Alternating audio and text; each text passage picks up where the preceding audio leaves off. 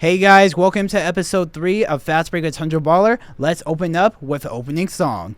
In today's episode of Fast Break with Tundra Baller, we got a special guest coming from the Pollock Library at the basement. We have my guy, Javi Alvarado. How's it going? Mario, thank you for having me here. Would you like to introduce yourself real quick to our viewers?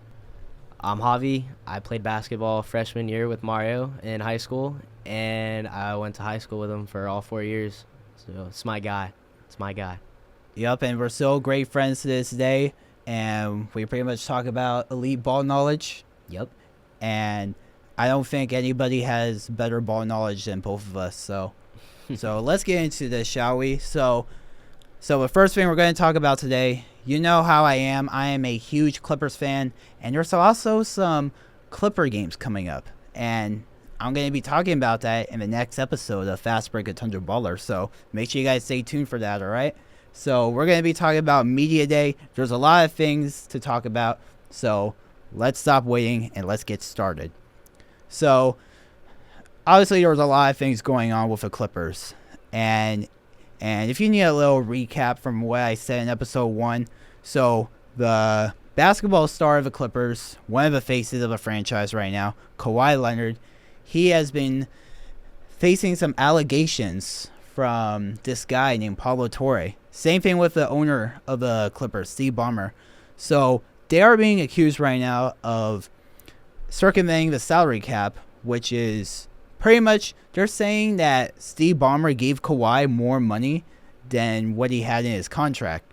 So it is illegal right now to do that. And yeah, you definitely can't do that.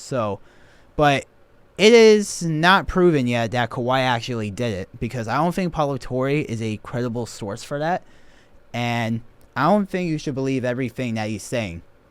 So Ballmer, he put $50 million into the company, and Kawhi had a $28 million deal with the team that pretty much was saying that it was a no-show deal pretty much. But there's no proof of that. A former employee told Pablo Torre that. So Steve Ballmer went on an interview recently saying that he did not do any of that, and he put $50 million into the company, and he was pretty much scammed from everything from the company called Aspiration.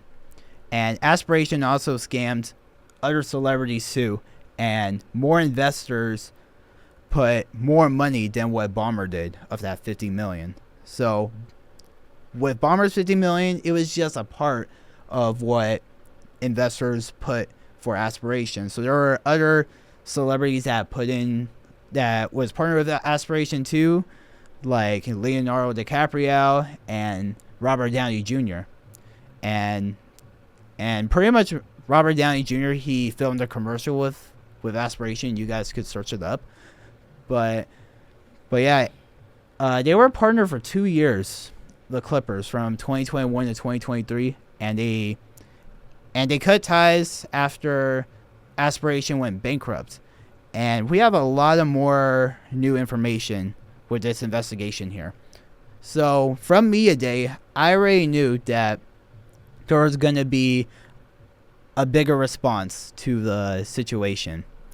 So Lawrence Frank, the president of basketball operations for LA Clippers, he started the press conference and Media Day by saying this: "I know there's a lot of questions about our organization. I wish I could answer them all, but out of respect to the NBA investigation, I can't. What I can do is answer what I'm able to share. I will say this. We are glad there's an investigation, and we welcome it. We'll appreciate that there will be a clear eye looking at these allegations, and we are eager for the truth to come out. The assumptions and conclusions that have been made are disappointing and upsetting, and we expect the investigation will show that these allegations are wrong." He also feels that Steve Ballmer has gone through something like this, because Ballmer is one of the richest people in the world, $130 billion. That's crazy. I know, right? So as I said in episode 1, the punishments that could happen are pretty much, if they are found guilty, which I don't think they will, is a fine, and it's apparently $7.5 million. So that's pocket change to Bomber, right, Javi? Yeah, I'd probably say so. Like, he could just be like, okay, Steve, Adam Silver, here is $10 million. There. Now, investigation over. So, I don't know, man. And they could also lose draft picks, but the Clippers, they barely have any first-round picks now. So, Yeah. I guess just give up all of our future second-rounders. What would happen to Kawhi in that case if it, being found guilty? What would happen? So, of what I was reading, it could also be voided, his contract. Okay. And, like, suspensions, same thing for Bomber, suspensions. But I don't think that's going to happen. Like, even coming from a Clippers fan, like, with my unbiased opinion, I don't think it's going to happen. But Lawrence Frankie he feels really bad for Steve Ballmer and the players and the fans. Yeah. But it seems like on media day that they're not distracted by the situation. They're just going into camp ready to work, and by June 2026, first championship. And There I'll we be go. really happy. I'll There be we the go. happiest person in the world. And just some crazy stuff. But just like Ballmer said in an interview with ESPN, Frank mentioned that Aspiration are frauds, and they have been many more victims as well. And so the co-founder, he was recently found guilty to $248 million of fraud. Jeez. So you know that there's something up with Aspiration. Yeah. It's a little sketchy. Yep. So besides that of what Lawrence Frank was saying about Aspiration, he pretty much talked about how the regular season was last year. And it was something that he was really proud of. The ending of the regular season, it was great. The last 48 games, the Clippers were second on defense and 8th on offense. Nice. Second on defense, credit to Jeff Van Gundy. Oh yeah, Javi, you saw those shorts, right? I did. Yep. I did. And that was designed by Jeff Van Gundy. So he is ready to go. And after losing to the Nuggets in the first round, he knew that the Clippers needed more shooting and size. And we filled that. John Collins, Lawrence Frank thinks that he is the guy to do it. Underrated, may I add. Underrated. Yes, very underrated player.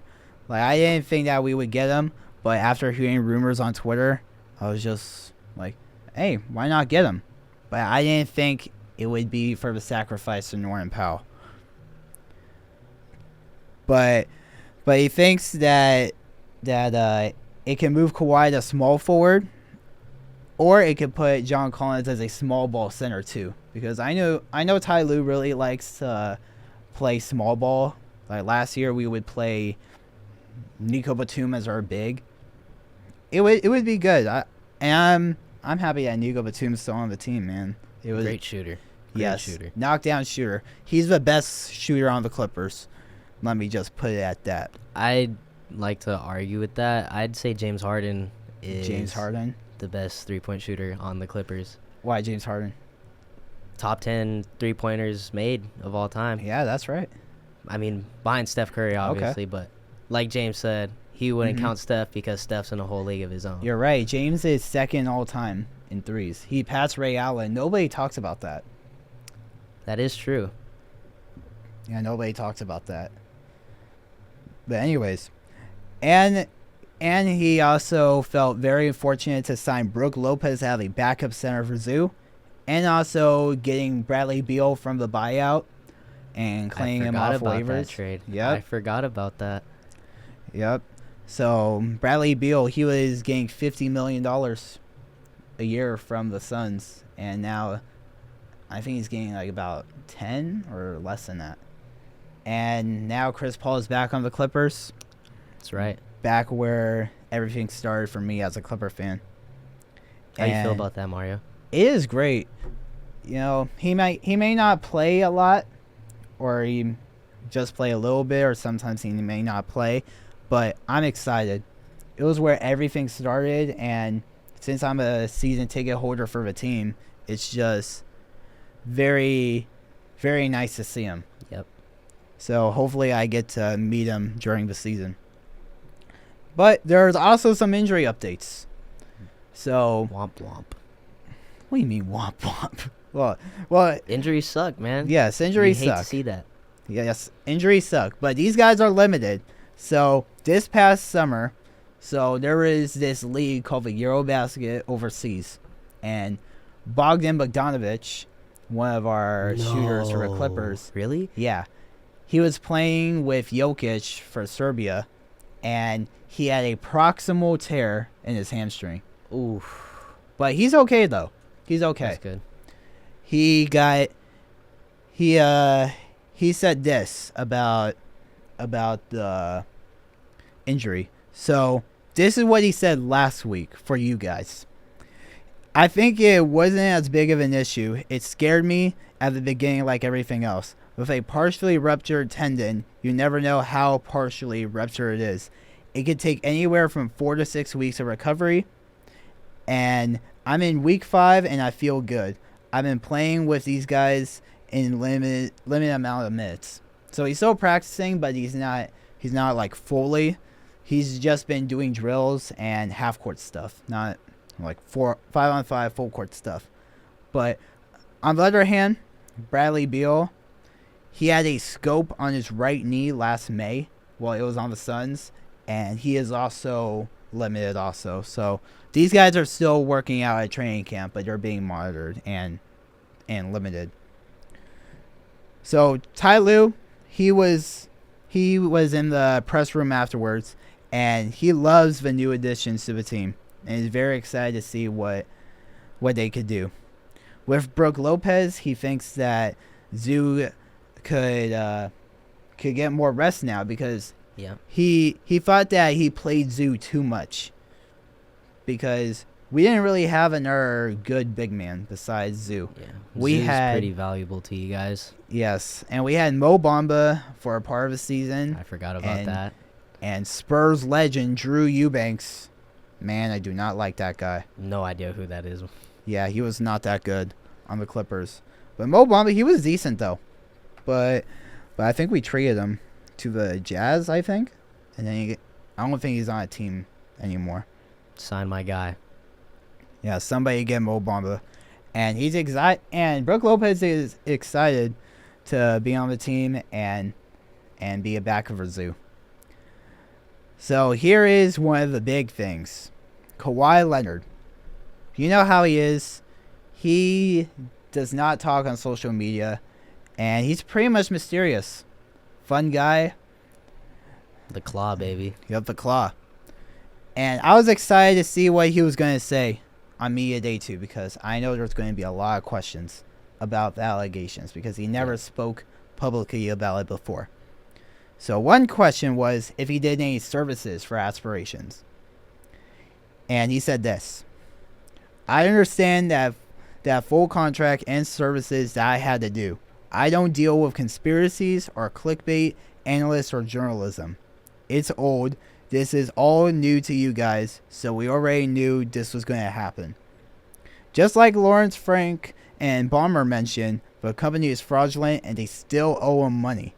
They didn't pay him because Aspiration went bankrupt, and it's not confirmed how much they owe him, but it's possible that they owe him $7 million. Jeez.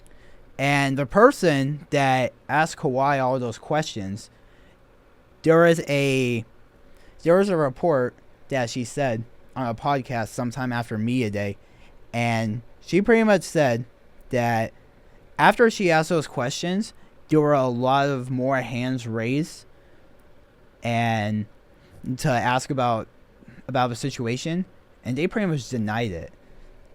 I see what the Clippers are doing there, but I mean, I don't think they could say a ton of stuff about it because it's still an ongoing investigation. So next person, it was James Harden. He feels really good coming into his 17th season. Dang. And no, he's not an unk. We'll talk about the unction later. When asked about what he's trying to accomplish this season, he said this: "It's no secret. I think we're all trying to accomplish the same thing individually. It's going to be a lot of different steps to be able to get to that, but I think we have a roster, the depth to accomplish it." I think we do, guys.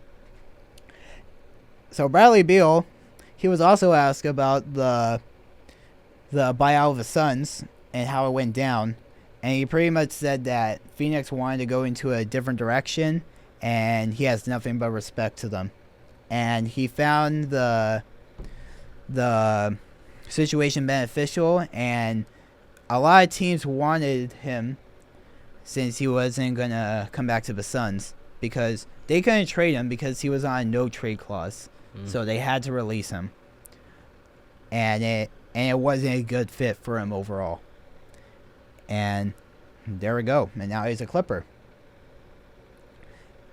So, Zubats, last person we're going to highlight here for the Clippers. Guess how many pounds he lost, Javi? I'm going to say 10 pounds. Yep, you're right. 10 pounds. Oh, let's go, baby. 10 pounds. He wanted to lose some more fat and build some muscle, and he did a lot more conditioning 6 weeks before camp, and he's feeling lighter and stronger at the same time. Nice.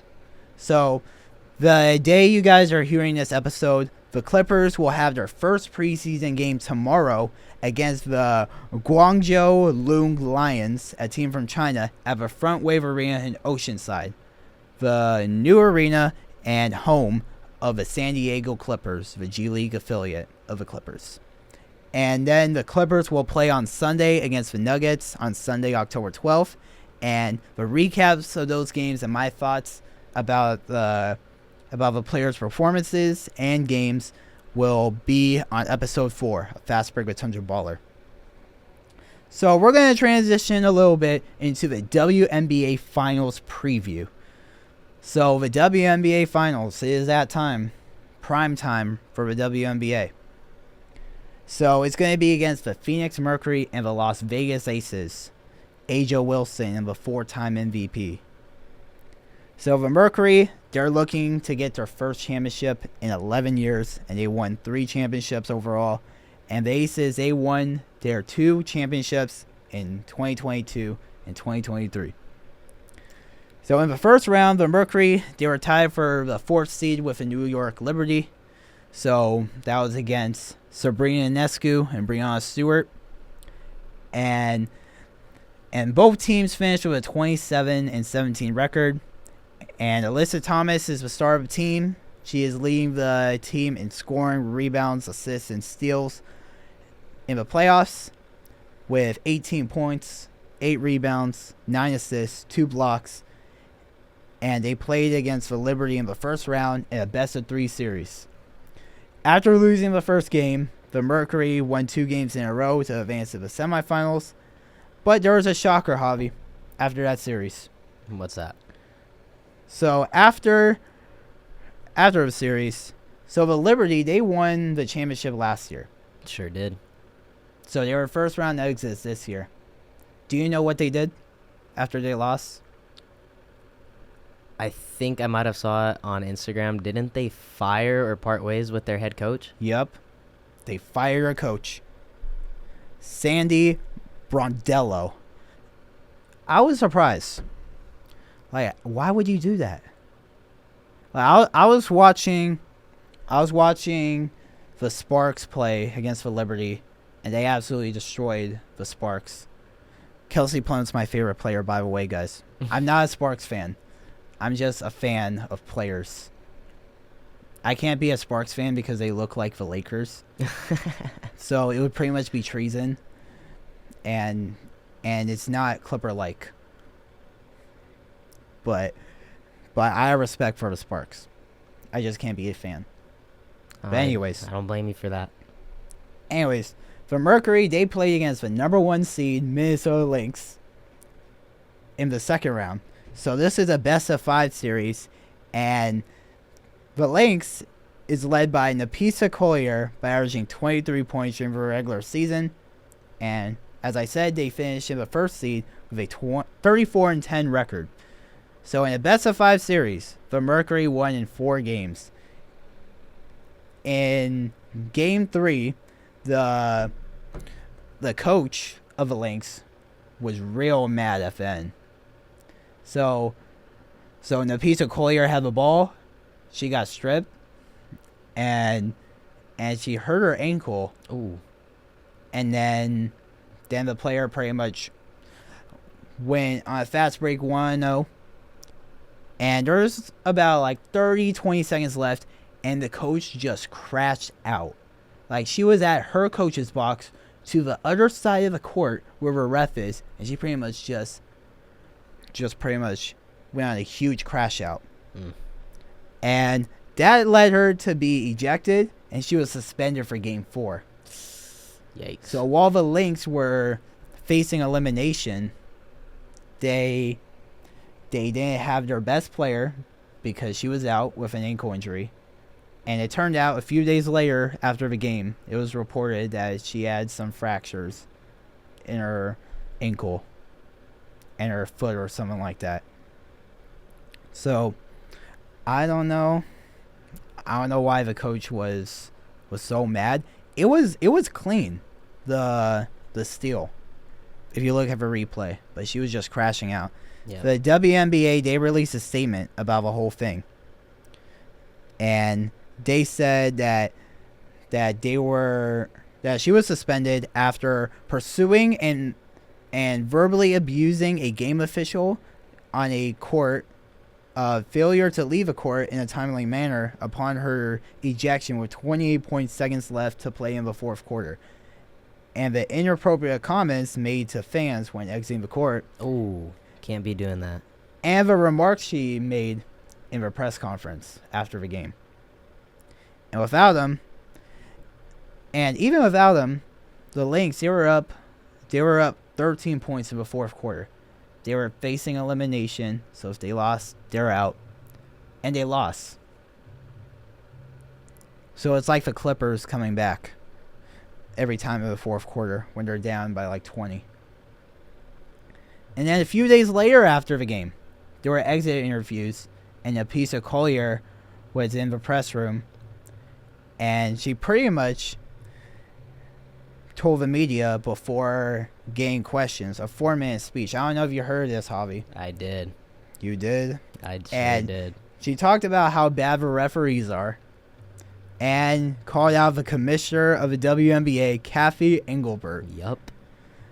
So Collier apparently had a private conversation with Engelbert asking why the young stars like Caitlin Clark, Angel Reese, and Paige Beckers doesn't get a lot of money from their contracts, but they get a lot of money from other endorsements. Engelbert said Caitlin should be grateful she makes $16 million off the court because without the platform that the WNBA gives her, she wouldn't make anything. Javi, I know you like watching Caitlin Clark more than I do, so what do you think about that? It's disrespectful, man. I mean, honestly, Caitlin Clark brought a lot to the WNBA. I mean, even in college she was balling out, dude, but I just really think it's disrespectful. That's not a good look for you as a commissioner of the WNBA because, I mean, let's be real here. She is bringing a majority of the views, fans, and people to these arenas, and you're just going to go ahead and diss her like that. It's really unprofessional, and yeah, that's what I got to say about it. It's honestly pretty frustrating, and I'm not even Caitlin Clark or a Fever fan. I'm just like Mario over here who happens to watch a couple WNBA players and just think, man, they're pretty good at what they do. Yeah, exactly. Like, the WNBA, the viewership is going up. Yeah. But their salaries, they're not going up. No. I was looking at some of the WNBA or NBA players' contracts. Like Aja Wilson, for example, she's getting about close to $200,000 or a little more than $200,000 a year. Same thing with like Kelsey Plum. So that would be considered a big contract or big salary in the WNBA. But like Caitlin Clark, she's getting something less than six figures. And same thing with the younger stars probably, like Paige and Angel Reese. And they get millions of dollars from everywhere else. Other endorsements. Exactly. But that's crazy. Yeah. Anyways, we'll talk about the other side of the matchup. The Las Vegas Aces. They've been one of the top teams in a while. Yeah. They would always be up there in the standings. They were in the third seed. And their best player is EJ Wilson, 4-time MVP. Let me add this real quick. How do you think the Aces will perform without Kelsey Plum in the playoffs? That's a good question. You know, Kelsey Plum, she was the best player with Angel Wilson last year, and she was still doing her thing with the Sparks. But I was watching the Game 5 of the Fever and Aces, and she's pretty much just really good, man. Yeah. And there were other players too. She had about like 30-something points, and their player had like 28. Dang. So in the first round, they played against the Storm, and they won in 3 games. But the Fever, let's talk about the Fever a little bit. They put up a fight. Yes, they put up a fight. Going into the series, they had 5 players out for the rest of the year. 2 of those notable players, Sophie Cunningham, Caitlin Clark. Caitlin Clark barely played, only played 13 games because of a groin injury. Sophie Cunningham played for a lot of the regular season, but around the end or later part of the season, she had a knee injury. So obviously she was out for the rest of the game. MCL to be exact, guys. MCL. Okay, MCL. Thank you for saying that. Got you. Because yeah, you know why. I like Sophie Cunningham too. Is just kind of what he's trying to hint at over here. Okay. Yeah, me too. But yeah, so I was watching Game 5, Javi, with the Aces and Fever. So again, in the semifinals, it's a best-of-5 series, and they were up 2-1, the Fever, and the Aces, they forced Game 4, and Game 5, I was watching the game, and it was a really good game. I was telling you a lot about the game. Sure was. Yep, I was. He was. I was, because I knew I wanted to watch this because 1, I wanted to watch a good game, and 2, I wanted to get content for you guys. So look at that devotion right there, folks. Look at that devotion. Yeah, anything for you guys. Anything for you guys. And it was just an amazing game. It went into overtime. Yep. And one of their best players, I think her name's Kelsey Mitchell for the Fever, she got hurt. Ooh. She had some big cramps, I think. I don't know what the exact injury is, but she was out for the rest of the game. But yeah, it was in overtime. Big game. So they will play against each other in a best-of-7 series. So what are your predictions? Who do you think is going to win? Man. It's kind of hard to say, but honestly, I might have to go with the Aces here because it's kind of hard to go against A'ja Wilson. Like you were saying earlier, probably undoubtedly one of the best in the league. And just after kind of watching the Olympics last year, she's a baller, dude. She's a baller. Yeah, she has. So I say Aces in 6. I got 5. Okay. So, Javi, I prepare for this and you prepare for this. Yep. Let's go into a top 5 segment. So, do you want to go first or me? Well, what are we going to start with? So, we're going to start with the announcer calls. Okay. You want to start off? I'll start off. Do you want to switch off or do you want me to go my whole list? Let's do your whole list. Okay. All right, so I'm going to start at number 5. I'm going to go from 5 to 1. So at number 5, I got Kevin Harlan, his call on LeBron James. I believe this was during maybe the 2008 or 2009 playoffs with LeBron's first stint with the Cavs. So LeBron went up for a mean dunk, obviously jammed it. I think it was on Kevin Garnett, not 100% sure. But he said LeBron James with no regard for human life. Oh, that one. That's a good one. That's a pretty good one. Yeah, it is. Number 4, I got another Kevin Harlan one. It was Kobe Bryant, rest in peace, Mamba. The his target center dunk. I'm not sure what year it was, but I think it was a regular season game. He went up for a dunk and I don't even know how to describe it. He just got up and he yammed it. And Kevin Harlan said Kobe Bryant just sucked the gravity out of the target center. Oh, man, that one. Iconic call. Number 3 is Kevin Harlan again. I know exactly which one this is. It is the 2019 Game 7 Toronto Raptors versus the Philadelphia 76ers. Is this the dagger? Oh, Kawhi Leonard. I remember watching that game, man. I saw it bounce in. I started jumping up and down because that was honestly one of the craziest shots I've ever seen. I mean, yeah, it was on TV, but just still such a crazy shot. Great call, too. But, yeah. Number 2 is probably one of the most iconic calls in NBA Finals history, in my opinion. It is Mike Breen 2016 Game 7 of the NBA Finals, blocked by James. I mean, there's really no other words to describe it. It's just watching that game, watching that block. It's LeBron, man. It's LeBron. Very iconic.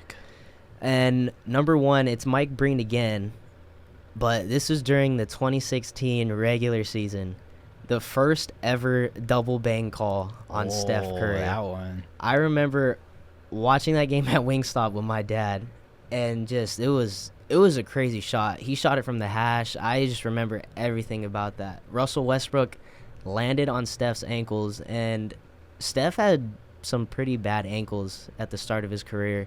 He's always going out with ankle injuries, but yeah, he got sent back to the locker room. He came back to the game, and this was in overtime, and I'm pretty sure everybody's seen this clip, but he just pulled up from deep and made it. But just one of the most iconic calls in NBA history. There we go. All right, that is a very good list, Javi. Thank you. All right, so now it's my turn, and I had 3 honorable mentions. There you go. Because when I was researching for this, there were a lot of calls, and there were just some that I couldn't just leave out. But it was really hard to decide this list. So first honorable mention, this one is from Brian Seaman from the LA Clippers, the commentator of a team. And this was the last regular season game of the season last year. Warriors versus Clippers. So whoever won made it to the playoffs. Loser, play in. And Brian Seaman said this after Harden hit a free throw to clinch the game. He's looking to keep his personal playoff streak alive, and he's done it. He's been Atlas for the Clippers. He has had him on his back all year long, and the Clippers are out in front by 4 in a season that had so many detractors and all of the news in the offseason about letting this player go, let that player go. It's truly is no math, addition by subtraction. Very iconic. Weren't you at that game, Mario? It was at San Francisco, but I was at Intuit Dome because there was a watch party for there you go. That's what it was. Yeah. So, another honorable mention, Damian Lillard, game winner in the playoffs to advance to the second round. A 3 wins the series. Oh, my gosh, dude.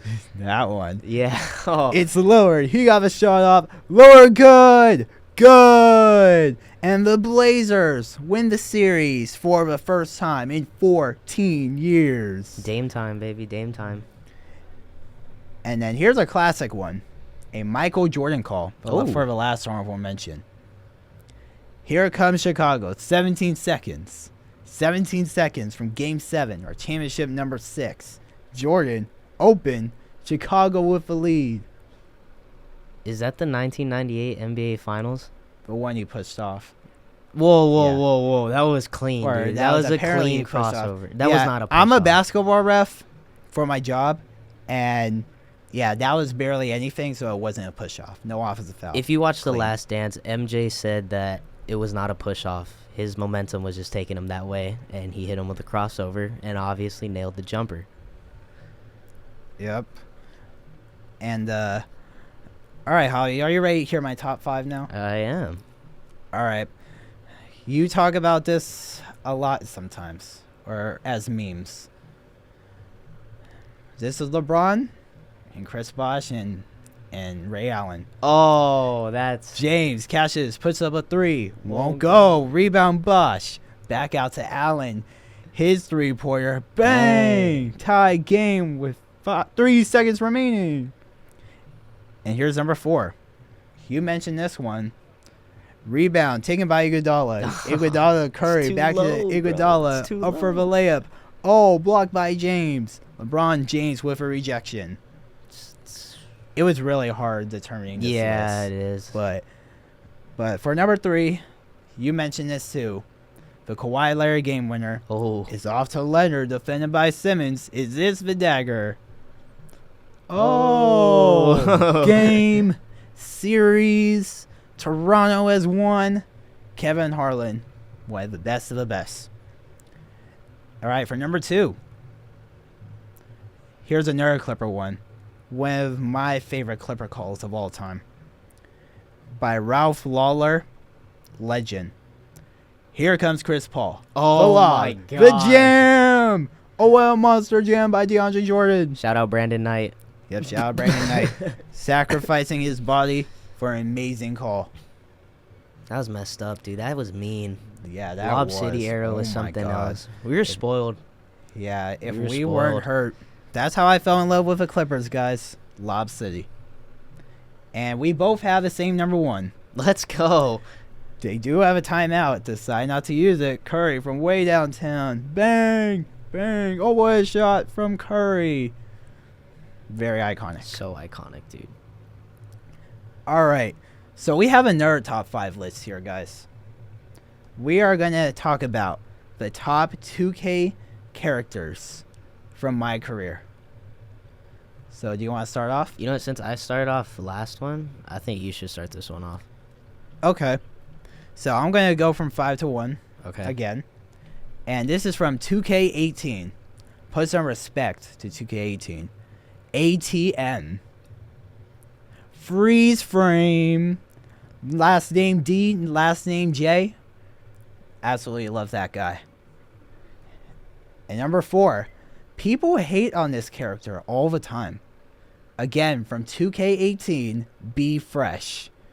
Is that the chick that's in your apartment or Yeah. something? Oh my gosh, Yeah, dude. she is funny though. She may be cringy, but she's funny. So after you come home from the proving grounds, you tell Be Fresh like, B, I just got a scout from whatever team you chose. Like, oh, I got a scout from the LA Clippers. He's offering me a tryout, and she was like, oh, you're gonna play against Kobe. B, Kobe is retired. Oh my God, you're gonna play against Kobe? I can't believe it. I'm gonna be sitting courtside. Very funny character. Forgot about her. Number 3, Justice Young, 2K17. What? It was hard. What? It was hard because of number 2 and 1. Okay. Orange Juice, very iconic. Very. I was 10 or 11 years old playing that game. Just iconic. Number 2, 2K17, man. Jackson Ellis from 2K14 and 19. Oh my dude. Just real quick, sorry to cut you off. I would watch Chris Smoove 2K14 videos. I despise Jackson Ellis, dude. He like I'm sorry, go ahead. Yeah, he was so delusional. Like, I would watch a lot of Chris Smoove too, and I would play my career in 2K14. That was probably the third 2K I ever played. Yeah. And it was the first one I played on the Xbox. And I think it was the first time I actually played my career also. because I don't know what I was doing on 2K11 and 12. Quick play. Yeah, quick play. And I was playing on the Wii. I don't even remember what I was doing. What the heck? Yeah, I think the only thing I remember is just chucking full court shots There you go. as the Clippers.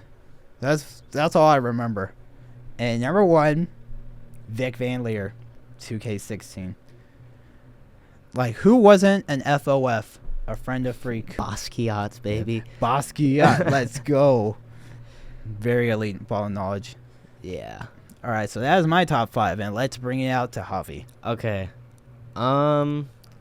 So with number 5, I have Corey Harris from 2K19. Oh, Corey Harris. That was 2K19, yeah. very underrated 2K in my opinion. I really liked the story in that game, and just I remember I was on a My Team grind in 2K19, so I'd just hop on My Career to get some VC. Because I didn't be like, yo, mom, let me get some money. I need some VC. Because, like, how are you going to tell your mom, like, oh, I need some money for virtual coins in a video game? So, yeah, Corey Harris, number 5. At number 4, I got ATM from 2K18 at number 4. Freeze frame. Freeze frame. Honestly, I didn't like him. I think I was, like, 12 or 11 years old playing this game. And I was like, dude, this guy's annoying. So I gave him some buckets, but I don't know how we still lost. Number 3, I got number 3 coming in from the most recent 2K with 2K25, Patrick Wells. Oh, that guy. So Patrick Wells. I like the story, how you and him were high school rivals. And then all of a sudden, just one game, you guys are on the same team. You win the championship, and then he becomes your agent. Yeah. Which I think is pretty cool.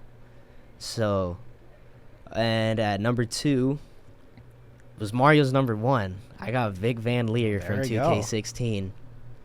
I mean, just like what Mario said, iconic game, iconic character. And honestly, that story was sad because if you guys never played 2K16, Vic passed away in a car accident. I mean, yeah, it was a video game, but, like, it just 10-year-old me was hurting, man. I was hurt, too. After having a really good regular season, Officer Vasquez just calls you from Vic's phone. Like, I don't want to talk to you right now. Put Vic on the phone. But you couldn't. No. And at number 1, Orange Juice, baby. Justice Young, I'm sorry, from 2K17. Like Mario said, iconic game, iconic duo. Not only can Michael B. Jordan act, but he could be in a video game, dude. He could be in a video game. There you go. That's probably the first time I ever heard of him, Michael B. Jordan. I heard of him in the first ever Creed movie. That was a good movie. Yep, very iconic. All right, so we got one more top 5, and that is, once again, 2K, the best 2K songs. You want to start us off? Yeah, I'll start us off. I'd also like to add, majority of my list is coming from 2K17. So at number 5, I know Mario might be mad at me for this, but I got I Want You from Alice in Wonderland. I am not mad at all. That is the intro song from when you load into 2K17, and it is just a montage of lobs, dunks, ankle breakers, jump shots, three-pointers. I remember when I first got the game and I saw it on my Xbox, it was downloaded. I was hyped, dude. I was like, dude, that's like, talk about an intro. At number 4, once again from 2K17, I got Tuesday. I don't know how to pronounce this person's name, but Drake was a feature in this song. But this song it's nostalgic, a banger, and I still listen to it today. At number 3, I got Gold from 2K17 from Kiara. I think that's how you pronounce it. Another banger. I remember just playing My Career, it'd come on, and I don't know, man. All these songs are just when I was making this list, I just got consumed by nostalgia. I had to listen to these for the one time. At number 2, this is where it switched up. I got 2K19 Wanna Be a Baller by Lil Troy. Want to be a baller. Shot caller, baby. Funny story about that. My dad showed me that song way before 2K19. I think it was 2014. He introduced me to that song. And when it came on 2K19, I was so surprised. I was like, dude, I listened to this with my dad. So it just kind of like brought me back to when my dad showed me that song. And just for it to be in that video game is just pretty iconic. Like I mentioned earlier, underrated 2K19. And at number 1, coming from 2K17, I got I Know There's Gonna Be Good Times by Jamie XX. I think that's how you pronounce his name, but that's just good song, man. Good song, good times, good game, good memories. There you go. What about you, Mario? What do So you for got? my list, it is a very great list, and I had to eliminate some of those songs from my list. I had about like 10 to 15 songs Oh my gosh. before determining this list, so seeing like, okay, which ones are going to be in my top 5. I had to eliminate some of those. So we have one honorable mention for 2K26 right now, Mutt Banger. by Leon Thomas. And it was just a very good song. Like, that's literally like the only song I would just hear, besides the biggest for largest song. Aye. That's also a great song too. But Shout for out this, Big X the Plug. yes, Big X the Plug, and it's iconic. Hey. Aye. And just a disclaimer, guys, this list are only songs that 2K put me on with. There we go. So at number 5, we have Whoa by XXX Tentacion. Oh my dude. 2K20. COVID times. Very nostalgic song. Nostalgic COVID. game too, man. COVID vibes. That got me through COVID. Yep, it really did. That got me through I COVID. miss my builds, my sharpshooting facilitator and my glass lock from 2K20. I just miss 2K20 in general, man. I had a Yeah. good my team, good my career. That was the first ever like game where I really locked in on my career. Yeah, I think me too. Or besides 2K19, and maybe 18. All right, number 4, "Wanna Be a Baller" by Lil Troy. 2K20 once again. Baby.